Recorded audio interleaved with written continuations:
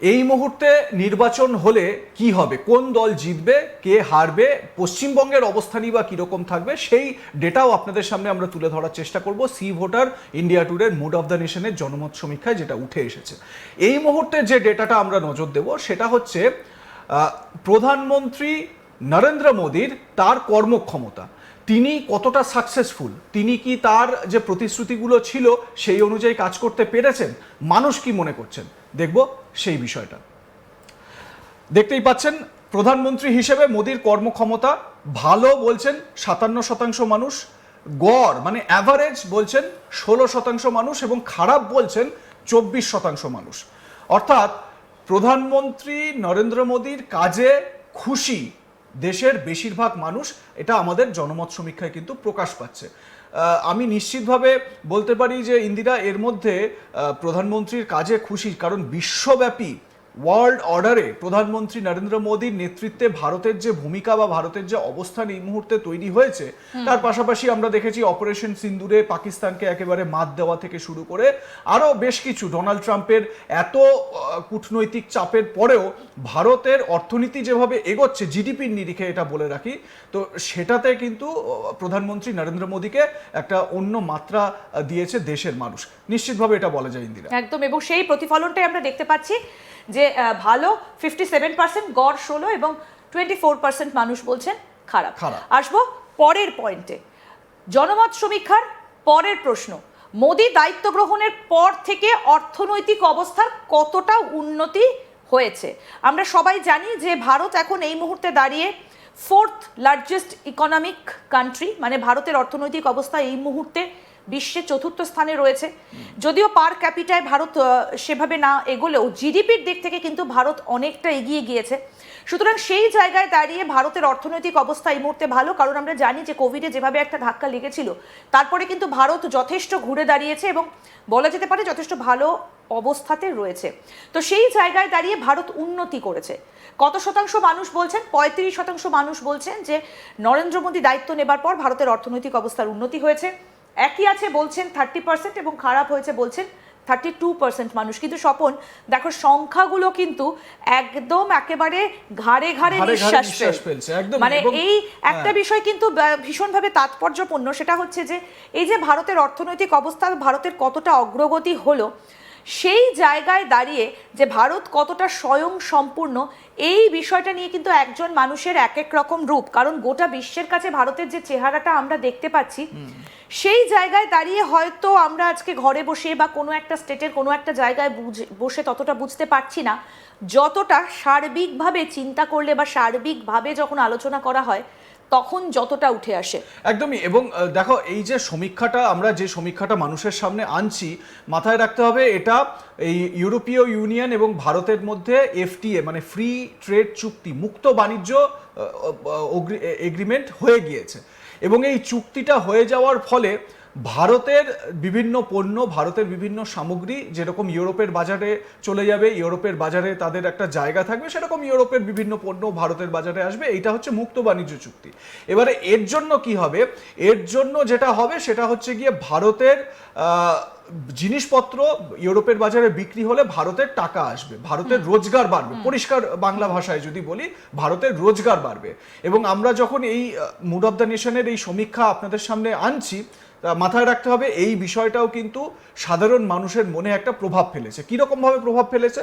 Suppose ধরো কোনো একটি জায়গায় বাংলার কোনো একটি প্রান্তের কোনো এক তাঁত শিল্পী, তার পরিবারের সবাই তো তাঁত বোনেন এরকম নয়, ধরো পরিবারের 3 জনের মধ্যে 2 জন তাঁতের সঙ্গে যুক্ত। সেই তাঁত শিল্প যারা চালাচ্ছেন, তাদের তৈরি তাঁতের কাপড় চোপড় ইউরোপের কোনো একটা মার্কেটে চলে গেল, ধরে নিই আমি লিসবনের মার্কেটে চলে গেল, ফ্রান্সের কোনো একটা জায়গার মার্কেটে বিক্রি হলো, এবং সেখান থেকে মানে ওই একেবারে আমাদের বাড়ির পাশের একদম লোকাল থেকে অতি লোকাল একজন ব্যক্তির প্রোডাক্ট গ্লোবাল হয়ে গেল। তাতে করে কি হচ্ছে, তিনি যে প্রোডাক্টটা, যে তাঁতের শাড়িটা আমাদের এখানে এই মার্কেটে ধরে নিই যে 300 টাকা, 400 টাকা, 500 টাকা বা 1000 টাকায় বিক্রি করতেন, সেই শাড়িটাই তিনি ইউরোপের মার্কেটে যখন বিক্রি করছেন, অন্তত সেই শাড়িটা তিনি 1000-1500 টাকায় বা 1000-2000 টাকায় বিক্রি করতে পারছেন। তো সেটা তার একটা আর্থিক উন্নতির জায়গা তৈরি হলো। আমার মনে হয় এইটাও একটা কারণ যে এই মুহূর্তে যেহেতু এই ইইউ এর সঙ্গে ভারতের এফটিএ একদম, এবং ভারতের 3 নম্বর বা 4 নম্বর স্থানে উঠে আসাটাও কিন্তু এটা কিন্তু বলা যেতে পারে ভারতের কাছে একটা বড় সাকসেস, এবং এটা গত 1.5-2 বছর ধরে ভারত কিন্তু অনেকটা এগিয়েছে। আসবো পরের পয়েন্টে, পরবর্তী প্রধানমন্ত্রী হিসেবে কাকে বেছে নিতে চান, সব থেকে উপযুক্ত কে? Mood of the Nation, India Today এবং সি ভোটারের জনমত সমীক্ষা কি বলছে যে পরবর্তী প্রধানমন্ত্রী হিসেবে কে সব থেকে বেশি উপযুক্ত? নরেন্দ্র মোদীর ওপর ভরসা রেখেছেন 55% মানুষ, এবং রাহুল গান্ধীর ওপর ভরসা রেখেছেন 27% মানুষ। এবং খুব অদ্ভুতভাবে দেখো স্বপন, 2024-এ আমরা জানি যে হয়ে গেছে লোকসভা ভোট, প্রায় 1.5 বছর পেরিয়ে গিয়েছে, 1.5 বছরের একটু বেশি সময় পেরিয়ে গিয়েছে, আর কদিন পরে 2 বছর হবে।